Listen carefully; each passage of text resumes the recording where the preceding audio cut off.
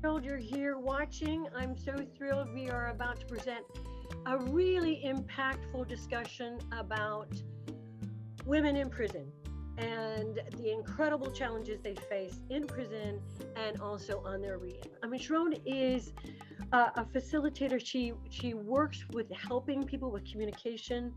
She has devised the most incredible program called No Judgment, period, just love. So, ShaRon, take it away. Tell me about your inspiration.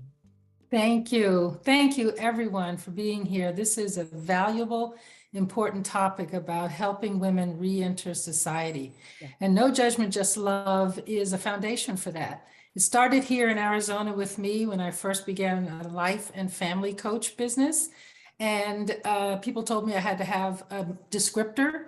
And those 4 words came in: no judgment, just love.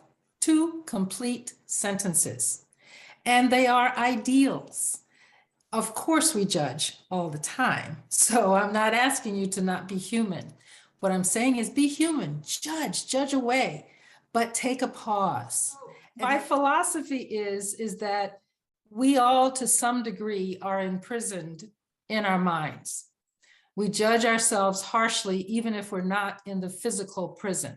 So just quadruple that, or however many times, to the women that are in prison, how much they are judging themselves. And we give what we have to each other and to our children.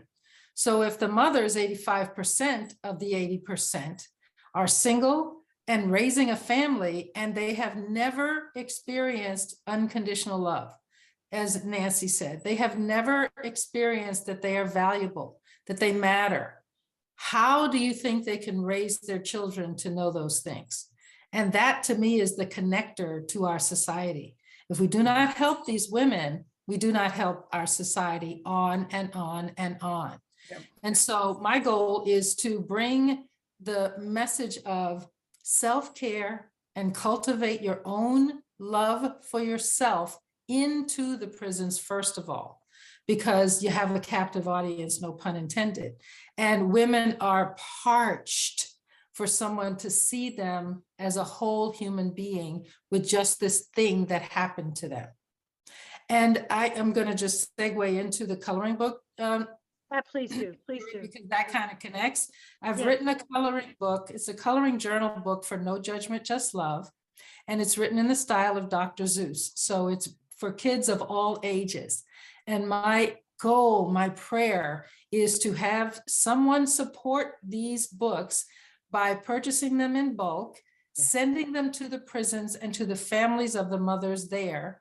What these books do is allow each person who reads them to have a quiet time to rebuild their self-esteem, to understand how judgment is a fraction, and it breaks us. It really does. And so when the children get to read in color and the parent gets to read in color independently, now when they come together to meet each other, they have something very different to talk about than the event that I'm in prison. You have worked with Sue Ellen in the past. Can you tell us about her programs and how we can support those programs through you? Yes, Sue Ellen was a fireball and had red hair and unfortunately passed away last year. And I got to see her about a week before she did. And she was really a fireball. She was kind. She was persistent to a fault sometimes of educating people about prison and women in particular in prison. She would say to me, you know, coming out of prison is being like shot out of a cannon into a brick wall. Oh, because, wow. because you don't have any resources and it's so fast and you just hit a wall. And people in our society don't really have a good idea of what it's like to be in prison. And if you read her book, she had cancer in prison. She had to have the operation in prison. As Nancy said, there's no privacy. She couldn't get anyone to touch her. She was in shackles the whole time. And the compassion of her cellmates, they took their very prized possession of Kotex tampon pads and made her a pillow. And talk about creativity, they made fringe on it. So it not only would be comforting for her, but pretty. So I invite everyone to really look at how you assume and Yes, judge yes. people that are in prison. She advocated for a program, a simulation called Reinventing Reentry. And she gathered people in Harvard and colleges and communities. I attended it. And it is about a 2 or 3 hour event where you get to exist as if you were a prisoner and how difficult it is to come back into society, just to exist.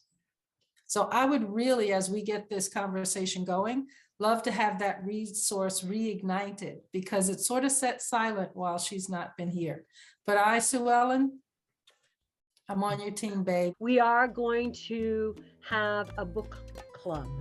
And on April 1st, we are going to have a discussion, more discussion about Sue Ellen's book.